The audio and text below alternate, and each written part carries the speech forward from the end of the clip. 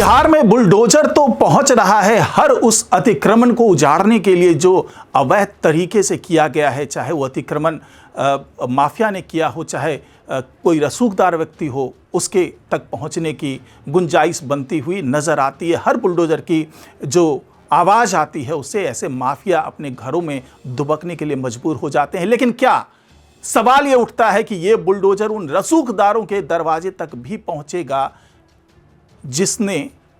बहुत गहरी पैठ बना रखी है, चाहे वो राजनीति हो, चाहे शासन हो, चाहे प्रशासन हो।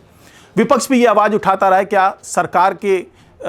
जो संरक्षण में तमाम अतिक्रमण हुआ है उस तक भी बुलडोजर पहुंचेगा? उस तक पहुंचेगा नहीं पहुंचेगा ये तो बड़ा सवाल है। लेकिन एक बहुत बड़ा सवाल यहाँ पर ये आ रहा है, क्या लालू यादव का जो महुआ बाग वाला बंगला है वहाँ भी बुलडोजर पहुंचाने के जुगाड़ में जुट गए हैं सम्राट चौधरी?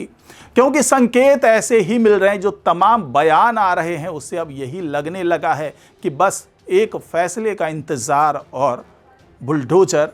लालू यादव के दरवाजे पर पहुंच जाएगा। तो क्या है वो रणनीति जिसके तहत ये आशंकाएं जताई जा रही है, ये संभावनाएं जताई जा रही है, ये इशारा मिल रहा है? इस पर चर्चा होगी आज के इस वीडियो में, तो इस वीडियो को आखिर तक जरूर देखिएगा। नमस्कार, मैं हूं डॉक्टर सुरजीत सिंह और आप देख रहे हैं YBN बिहार झारखंड। अगर आपने अभी तक इसे सब्सक्राइब नहीं किया है तो सब्सक्राइब कर लीजिए, और अगर आपको ये वीडियो अच्छा लगे लाइक कीजिए, शेयर कीजिए और कमेंट जरूर कीजिए। तो सबसे बड़ा सवाल कि क्या बुलडोजर केवल ऐसे अतिक्रमणकारियों के खिलाफ ही कार्रवाई करेगा जो छोटे छोटे जमीन पर कब्जा करके बैठे हुए हैं, जो दशकों से वहाँ पर रह रहे हैं, जिनके बाप दादा भी उसी झोपड़ी में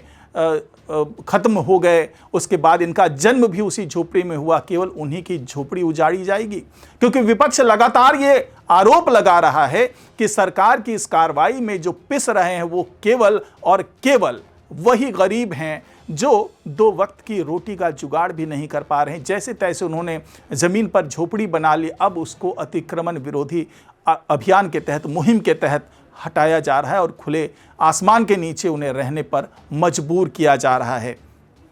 पिछले दिनों जब बेगूसराय में कार्रवाई हुई तो वहाँ पर एक शख्स को देखा गया जिसने कैमरे के आगे आकर के अपनी चुटिया काट ली और कहा कि मैं मोदी और गिरिराज सिंह का बहुत बड़ा भक्त हूं, लेकिन अब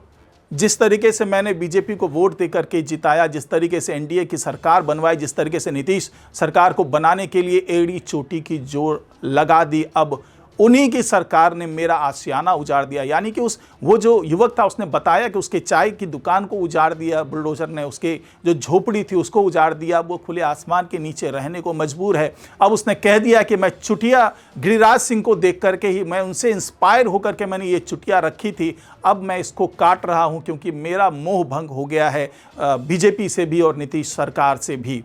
तो ये वीडियो बहुत ही वायरल हुआ और सवाल उठने लगे कि क्या वाकई बुलडोजर जो है गरीबों के खिलाफ ही कार्रवाई कर रहा है, या फिर इसकी जद में वो तमाम सफ़ेद पोश भी आएंगे, वो तमाम माफिया भी आएगा जो अभी तक पर्दे के पीछे है। यानी कि सामने केवल छोटे छोटे अतिक्रमणकारी हैं और पर्दे के पीछे जो खेल खेल रहे हैं, क्या उस तक भी बुलडोजर पहुंचेगा? तो साफ तौर से सम्राट चौधरी ने ऐलान कर दिया है कि चाहे वो छोटा अतिक्रमणकारी हो, चाहे बड़ा अतिक्रमणकारी हो, चाहे राजनीतिक रसूखदार हो, चाहे सफ़ेद पोश हो, चाहे शासन और प्रशासन स्तर पर पहले उसे संरक्षण मिला हुआ हो, किसी को भी बख्शा नहीं जाएगा। ये ऐलान कर दिया है। इस ऐलान के बाद ये बात समझ में आने लगी कि क्या वाकई ऐसा कुछ होने जा रहा है। तो पहला सवाल उठा कि बीजेपी ने जिस तरीके से पिछले दिनों ये कहा था कि लालू यादव का जो महुआ बाग वाला जो बंगला है, जो आलिशान बंगला यानी कि दानापुर के इलाके में बनाया गया है, वो दरअसल अवैध है। अवैध कैसे है उसके बारे में नीरज कुमार, जो कि जेडीयू के प्रवक्ता हैं, उन्होंने साफ साफ कहा था कि ये अवैध इसलिए है क्योंकि ये ज़मीन जो है ये भी ईडी के निशाने पर है, क्योंकि इस ज़मीन को लालू यादव ने ज़बरदस्ती कब्जाया था। किस मामले में? जो नौकरी के बदले ज़मीन वाला मामला है, उस मामले में, यानी कि लैंड फॉर जॉब वाला जो घोटाला है जिसकी सुनवाई चल रही है कोर्ट में, उस मामले में ही ये ज़मीन भी आता है। और नीरज कुमार ने ये साफ किया कि ये ज़मीन भी अब निशाने पर है और कभी भी इस पर रेड पड़ सकता है और इसके दस्तावेज खंगाले जा सकते हैं। हालांकि भाई वीरेंद्र, जो कि आरजेडी के विधायक भी हैं, कद्दावर नेता हैं, उन्होंने साफ साफ कहा कि ये बिल्कुल गलत अवधारणा है और इस तरह के आरोप बिल्कुल गलत लगाए जा रहे हैं। ये ज़मीन लालू यादव ने बहुत पहले खरीद ली थी और बहुत जायज़ ज़मीन है, इस पर कोई विवाद नहीं है, किसी भी तरीके से जबरन तरीके से इस पर कब्जा नहीं किया गया है। लेकिन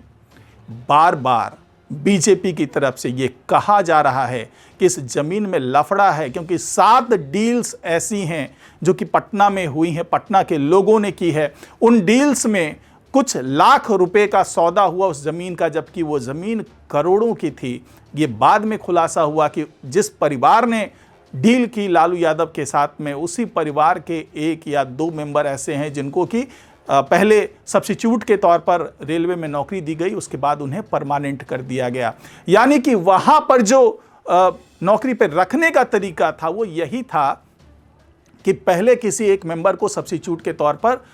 रेलवे में नौकरी दे दी जाती थी, उसके बाद सौदा होता था कि आप अपनी ज़मीन हमारे नाम कीजिए, नाम फ्री में नहीं करना है आपको, कुछ लाख रुपए दिए जाएंगे ताकि ऑन पेपर ये देखा जाए कि ये खरीद फरोख्त हुई है। कभी मीसा भारती के नाम पे खरीदी हुई, कभी राबड़ी देवी के नाम पे खरीदी हुई, कभी तेज प्रताप के नाम पे खरीदी हुई, कभी तेजस्वी यादव के नाम पे खरीदी हुई, कभी हेमा यादव के नाम पे खरीदी हुई, कभी भोला यादव के नाम पे खरीदी हुई। कुल मिलाकर के शुरुआत में तो 16 लोगों को आरोपी बनाया गया था और उसमें से 6 जो हैं वो लालू यादव के परिवार के आरोपी थे। अब जाकर के कुल मिलाकर के 2024 में जो आखिरी चार्जशीट तैयार की गई, उसमें 78 आरोपी बनाए गए, जिसमें से 38 आरोपी तो वो हैं जो जिन पर यह आरोप लगा है कि वो रेलवे में नौकरी कर रहे हैं और उन्होंने ज़मीन के बदले में यह नौकरी हासिल की है। तो ये सभी शक के घेरे में हैं और ये माना जा रहा है कि ऐसे ही किसी डील के तहत ये महुआ बाग वाली ज़मीन का भी जो है वो कब्जा